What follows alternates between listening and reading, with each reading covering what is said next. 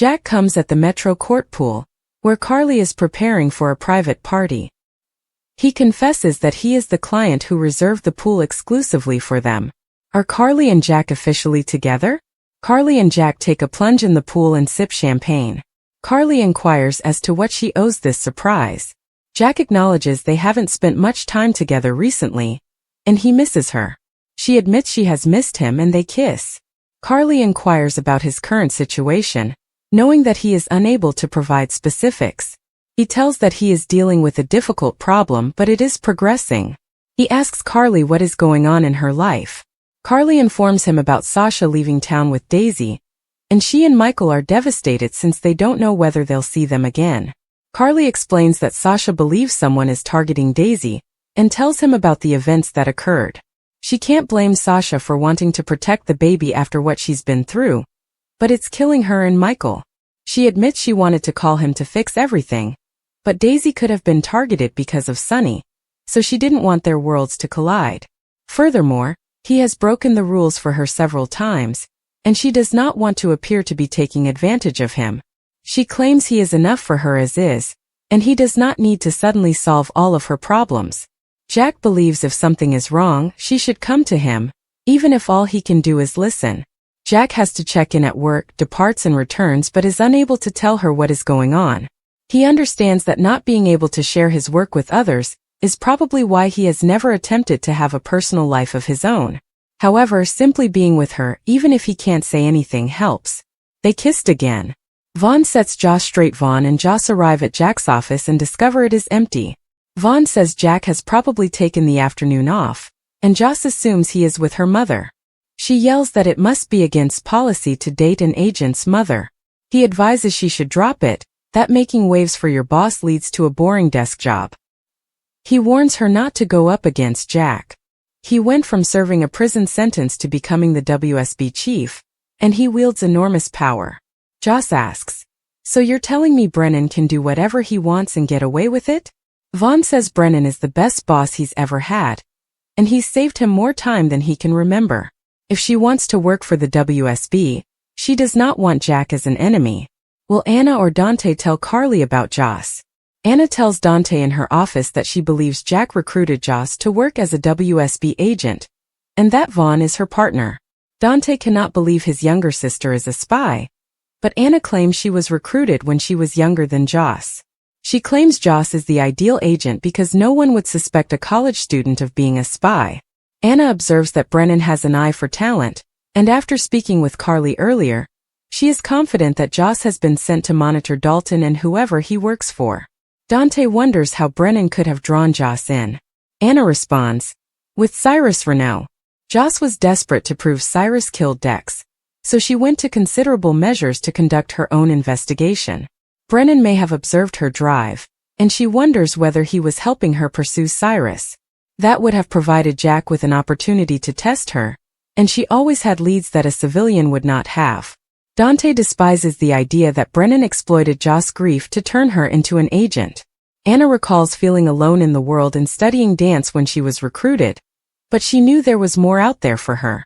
Her recruiter told her she was unique and had the potential to change the world, which is most likely what Jack said to Joss. Being in the WSB filled a void for her, and Joss's experience is likely to be similar. Dante inquires as to when she was trained, but swiftly understands it was during Joss' alleged trip to Easter Island. Anna claims the WSB needed an in at PCU, and Joss was the ideal candidate. Dante wants to know what happens next. Anna claims Joss damaged Emma's research in order to steal her internship with Dalton. Therefore she believes Dalton is up to more than just animal testing. Anna claims Joss has no idea what she is getting herself into, and she has no idea how much the WSB will cost her in the end. Dante knows it cost him his marriage and wonders how Carly would react if she knew Jack had recruited Joss. Dante inquires whether Jack could have used Carly to get to Joss. Anna has no idea, so Dante considers if Carly should be aware of this. Anna says he can't tell Carly since it would reveal Joss' cover, and they don't know what's really going on with Dalton. Anna believes that if Jack is going to such lengths to capture Dalton, he must pose a threat. Dante asks if he would sacrifice an agent to stop Dalton. Guess who's back on Home and Heart? On the set of Home and Heart, Lucy speaks with one of the hosts, Flora, and informs her that Brook Lynn is worried about going on television. Flora then assures Brook Lynn that she knows she'll be great because she clearly inherited her mother's charm. Later, Flora asks Brook Lynn whether she made a mistake by mentioning her mother, as she appears distressed. Brook Lynn says that her mother has stepped down as their spokesman, and she and Lucy are now filling in. Flora says the two of them will make sure Lucy stays on topic. Brook Lynn and Lucy discuss before going on live, and Lucy claims she has a way to retain the viewer's attention. Brook Lynn is concerned, but Lucy insists she knows how to give the viewers what they want. Lucy emphasizes the importance of this portion, and Brook Lynn promises to do her best. Lucy needs to know if she is okay. Brook Lynn can't stop thinking about how much the audience adored her mother, and she misses her and how they used to be. The episode begins with Flora introducing Lucy and Brook Lynn, who congratulate her on her new show, Flora's Garden. Brook Lynn and Lucy explain that they are launching a new serum today called Youth Truth. Lucy then introduces a surprise to assist them market the product, Lois. Lois and Brook Lynn embrace in front of the camera and Lois whispers, "Lucy told me you knew." "I'm sorry." Brook Lynn decides to step aside and let the OG take over, but Lucy forces Brook Lynn and Lois to take over and removes Flora from the stage. Brook Lynn maintains her composure as she and Lois promote the new serum. Off camera, Flora chastises Lucy for the ambush. According to Lucy, the numbers speak for themselves, and Lois and Brook Lynn are a big hit. "Jason, was that Britt you saw?"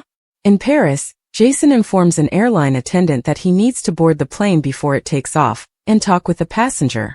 Jason offers to buy a ticket, but the doors are closed, and he is told it is too late. Jason recalls seeing a woman who looked exactly like Britt running to catch the plane. Later, Jason boards a flight back to New York and begins to reflect on his time with Britt while they were running together. He recalls her telling him about her Huntington's disease, and how hurt she was when she found out he was going to marry Carly. In the final moments of the show, Lucy and Flora appear on air with BLQ and Lois, revealing that the serum has sold out. The show concludes, and Flora observes that the mother and daughter have a strong on-air connection. Flora is called away, and Brook Lynn chastises Lucy for her stunt. Lucy said she did what she did for deception and for both of them. She claims they are magical, and can't they put this rift behind them and move on? Lois vows she would not have shown up if she knew Lucy had lied to her daughter, but she is proud of her and has missed her terribly. Brook Lynn does not look at her mother and threatens Lucy that if she does this again, she will demonstrate how much she has learned from Tracy. She immediately fires her mother and walks away. In her office, Anna tells Dante that she will handle the situation with Joss from here. Dante claims they both lost a lot of money working for the WSB, and wonders if she would have wanted someone to help her out when she was Joss' age. At the pool, Carly and Jack continue to kiss and dream for a future together. In Jack's office, Joss assures Vaughn that she will not jeopardize the mission. He tells her she's distracted, but she can't be since their lives and the operation are on the line. Vaughn receives a call informing him that the courier has stopped in Paris but is heading to Dubrovnik. On the plane, Jason recalls the last time he saw Britt on Cassadine Island. In Dubrovnik, Croatia, a woman who like Britt comes out of a car and is greeted by a man. She says, "It's fantastic to be back." On the following General Hospital, Tracy informs someone, "That's never going to happen." Willow informs Liz, "Tomorrow I become Mrs. Drew Kane." Isaiah tells Portia that if she's going down, she should go out with a bang. Turner tells Chase at the PCPD that because Lucas is present, they should treat this as a possible kidnapping. Sidwell is on the phone and says he expects to receive what he wants in return. Sunny tells Lore, "If you don't, I will." The tension was already strong inside the Deception headquarters, where cameras were filming and bright lights beamed down on a sleek promotional set. Lucy Coe, ever the diva and marketing mastermind, was in complete control of her newest on-air segment. Her eyes sparkled with confidence, but beneath the charm, she was hatching a secret plan.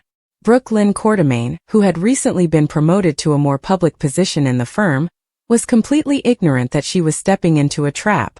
The two women, each powerful in their own right, were about to collide publicly, with long-term ramifications. Lucy's maneuver was calculated and timed flawlessly. Just before the segment began, she gave Brook Lynn a deceptive summary of the on-air product pitch. Lynn had prepared talking points for a brand new skincare line, working furiously the night before to memorize technical data, price points, and even a few jokes for the light-hearted tone Lucy had promised. But as soon as the camera started rolling, Lucy swerved. Instead of the product that Lynn had anticipated, Lucy made a surprising announcement. A luxury fragrance line inspired by iconic Port Charles memories. A line that Lynn had not even been aware of. With only seconds to react, Lynn was left standing awkwardly beside Lucy, trying to hide her confusion as the older woman glided through the pitch like a professional showwoman. The control room noticed Lynn's hesitation, and whispers of disapproval began to circulate behind the scenes. Lucy, on the other hand, was fully aware of her actions. The idea was to put Lynn to the test in terms of adaptation, not humiliation. Lucy believed that if Lynn couldn't deal with the unexpected, she wasn't ready for prime time. But for Lynn, it felt like a betrayal. Her fury simmered beneath the surface as she forced a grin and nodded on cue, improvising wherever possible to keep afloat.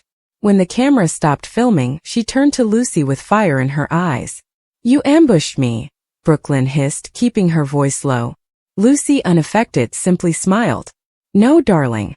I gave you a test. And you passed barely." Lynn did not answer immediately. Instead, she took her cue cards and went off the set, her heels clicking against the studio floor.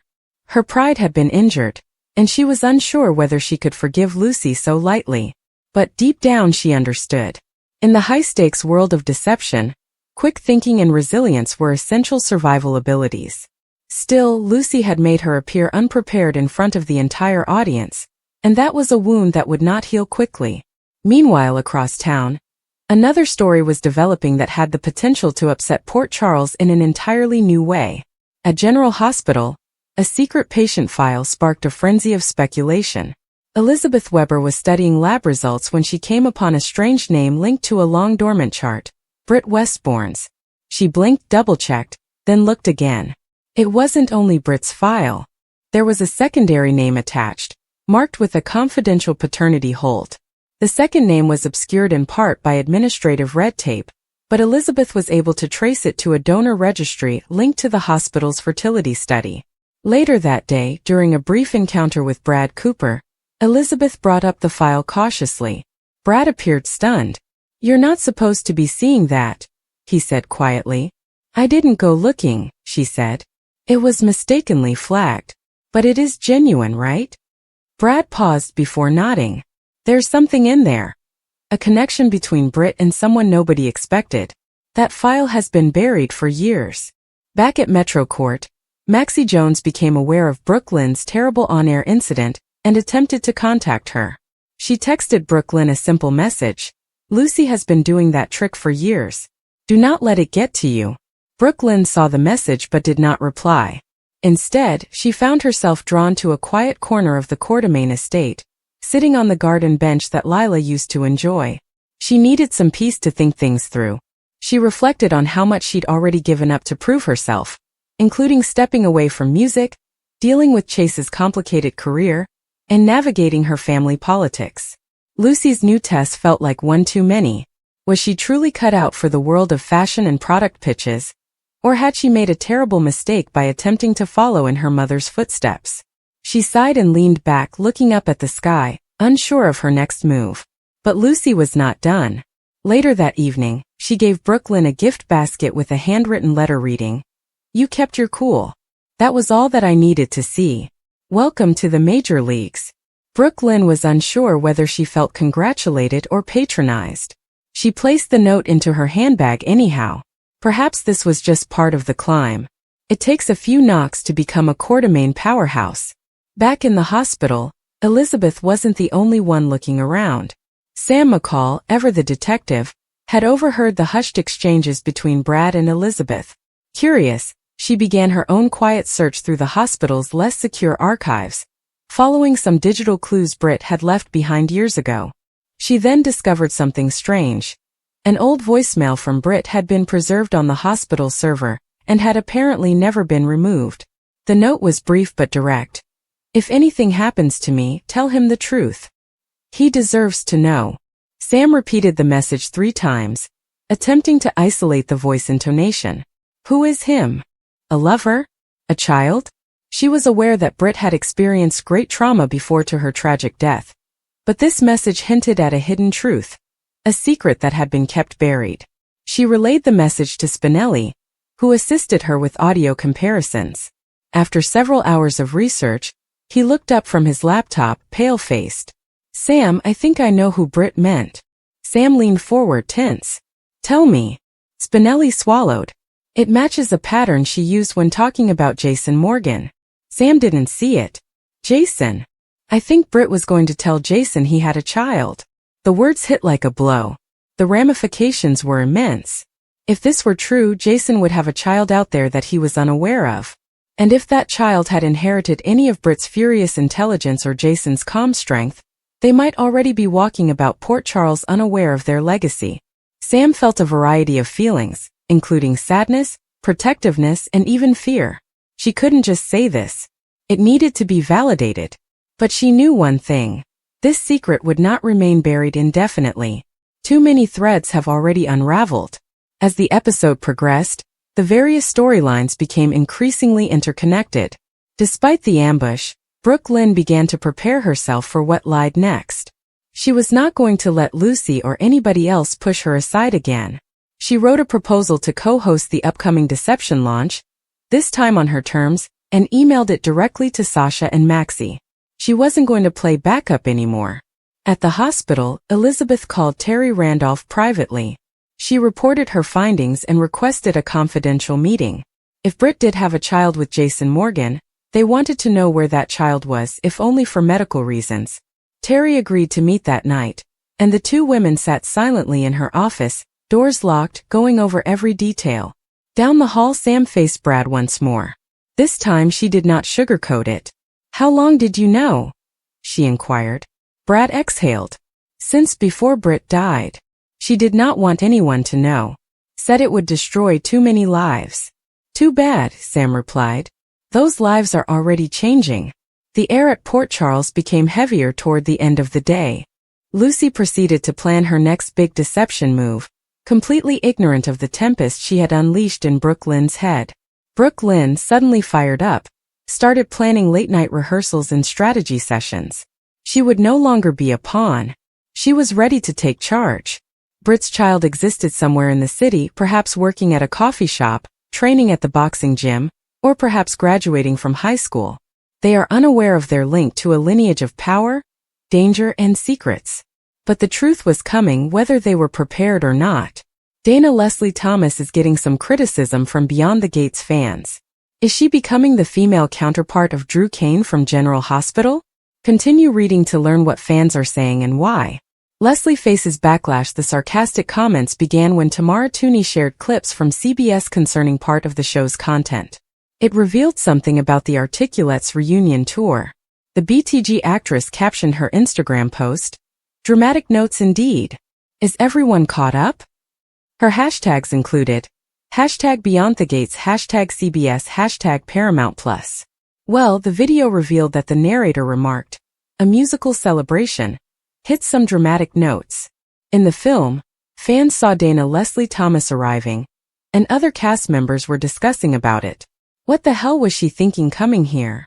Danny inquired of Nicole. Vernon was upset, screaming, "If you dare ruin this night for my wife." And Ted, peering skyward, added, "Stay away from my wife." The outrage from fans began immediately. Is Dana Leslie Thomas the new Drew Kane of the Gates? Some fans are tired of Trish's character in the comments area. A reviewer commented, "Love this soap but so over Leslie." It's worth noting that they weren't alone in their displeasure. Another person in the comments remarked, "Me too." Meanwhile, someone else with similar thoughts gave Dana Leslie Thomas a backhanded compliment, saying, "I hate to say it, but I am too. She is needed on the show and is doing an excellent job, but I'm over her." Another BTG fan wrote, "No telling what cray-cray Leslie did. Drew Kane 2.0? One admirer, who did not seem to dislike Trisha Mangrant's character, stated that she is disliked because she performs so well in her role. That sounds very similar to Cameron Matheson's problems. Sometimes his performance as Drew Kane is so brilliant that GH fans can't tell the difference between the actor and the real person. He has received a lot of hate mail from show viewers, which he has addressed publicly in a number of social media interviews. There are valid reasons for viewers to loathe Dana Leslie Thomas. For example, recent program spoilers indicate that Leslie would fabricate or exaggerate an ailment. It could also be due to a disagreement between her and Nicole Richardson. Others have complained that her character appears to be vicious and villainous, despite the fact that she contributes many interesting points to the show. She was responsible for almost killing Laura, Nicole's assistant. In addition, her manipulative personality has been recognized. Hopefully, the hatred for her persona does not lead to extreme reactions such as hate mail and confrontation when she is seen in public. What are your thoughts? Please let us know in the comments section below, and check back frequently for the latest Beyond the Gates cast news.